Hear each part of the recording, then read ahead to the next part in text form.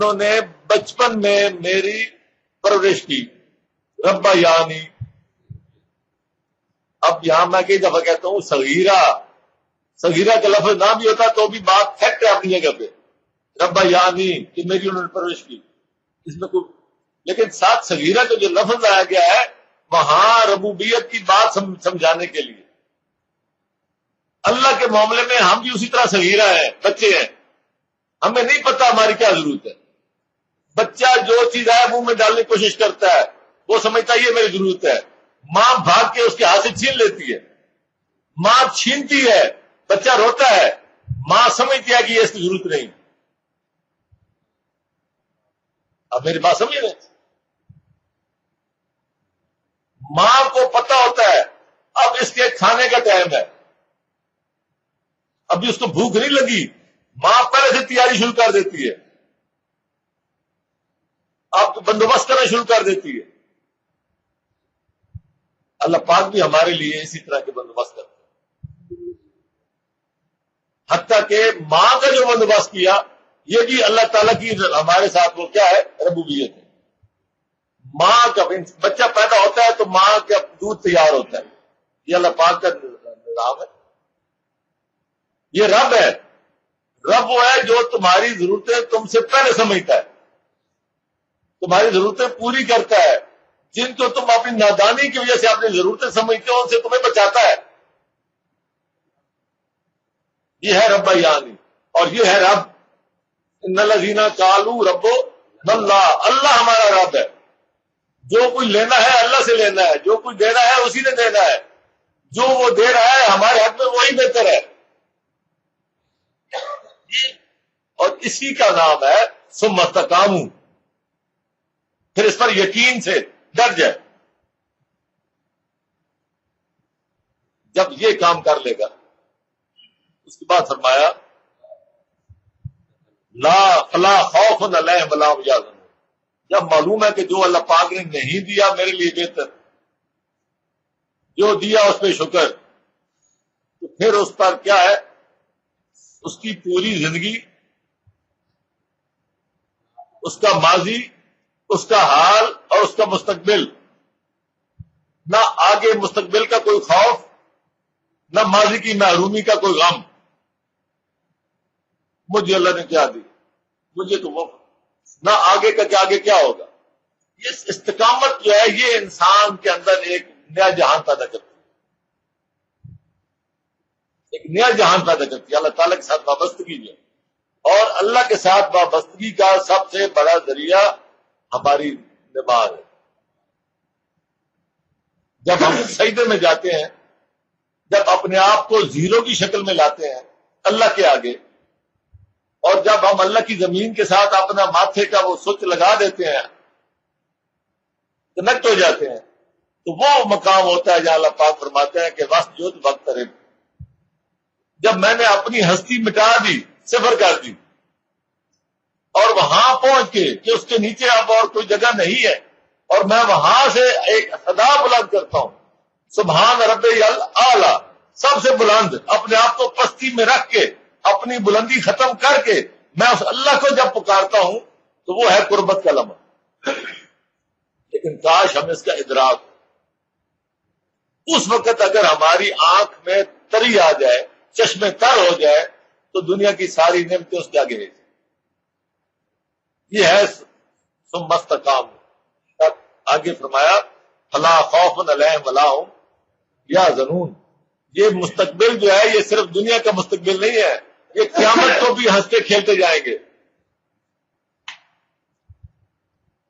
یہ کوئی معمولی معاملہ نہیں ہے.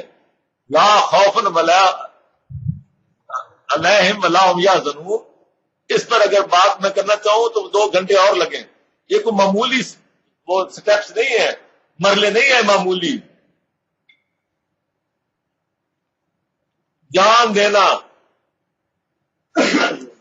وہ جو آتا ہے نا، جان دی ہوئی اسی کی تھی. یہ مرحلہ ایسے نہیں آتا، یہ ثم استقاموا سے آتا ہے. اس کے بعد پھر انسان جان پہ کھیل جاتا ہے. کیوں کھیل جاتا ہے؟ آگے اس کے لیے جو نعمتیں تیار ہیں.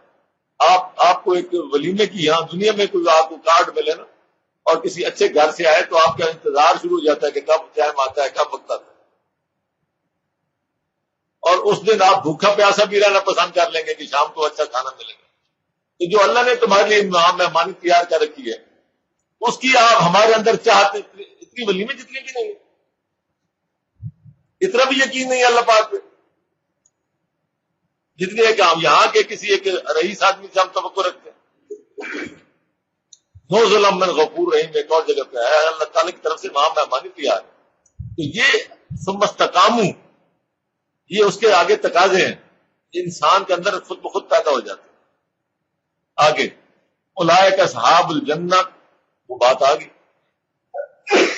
میرے دن میں اگلی نہیں تھی، میں جنت میں پہلے داخل ہو گیا آپ کو ساتھ لے کے۔ اولئک اصحاب الجنہ تھے، یہ لوگ ہیں جو کہ جنت میں ساتھی ہوں گے،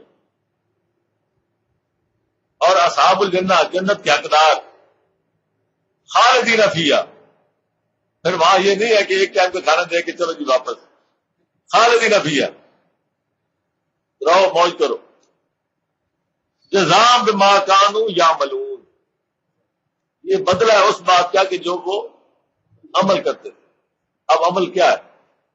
عمل یہ ہے ھذا کتاب، یہ کتاب ہے جہاں سے بات شروع ہوئی، دو حرفی بات، ھذا کتاب مصدق، یہ کتاب ہے جو کہ پچھلا تمام تمہارا ماضی جو ہے یہ اس کی تصدیق کر رہی ہے، اور مستقبل کے لیے تمہیں تیار کر رہی ہے۔ اور اس کی دعوت کیا ہے؟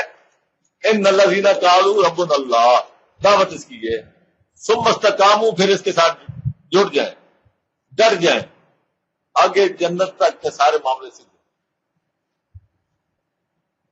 بہرحال یہ سارا جب ایمان پیدا ہوتا ہے تو یہ مرحلے بڑے آسان ہو جاتے ہیں۔